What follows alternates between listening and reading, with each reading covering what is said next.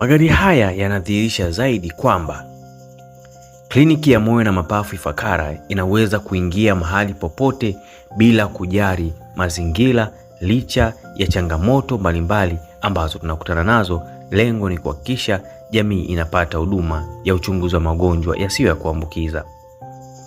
Hospitali ya Mtakatifu Francisco Ifakara kwa kushirikiana na taasisi ya afya Ifakara chini ya kitengo maalum kabisa, yaani kliniki ya moyo na mapafu, basi huwa wanafanya matembezi yao ya uchunguzi wa magonjwa yasiyo ya kuambukiza huko vijijini, kuhakikisha kwamba wanajamii wanaweza kubaini juu ya magonjwa hayo, lakini pia na kupata elimu juu ya magonjwa yasiyo ya kuambukiza. Lengo ni kukabiliana na magonjwa hayo. Serikali ni mdau mkubwa sana wa programu hizi za uchunguzi wa magonjwa yasiyo ya kuambukiza. Ndivyo basi na sisi tunasema tuko bega kwa bega kuhakikisha kwamba tunafanya kazi hizi kwa kushirikiana na serikali. Lengo ni kuhakikisha wananchi wanakuwa na afya bora na kujenga uchumi bora zaidi.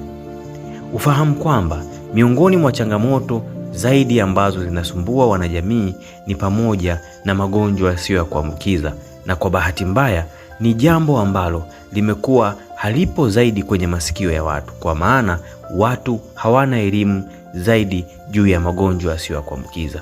Hivyo basi jukumu la kliniki ya moyo na mapafu Ifakara ni kutoa matibabu, lakini pia kuhakikisha kwamba elimu juu ya magonjwa yasiyo ya kuambukizwa pia inatolewa. Lengo ni kufahamu wananchi ni watu muhimu zaidi na wanahitaji huduma zaidi ya uchunguzi wa magonjwa hayo.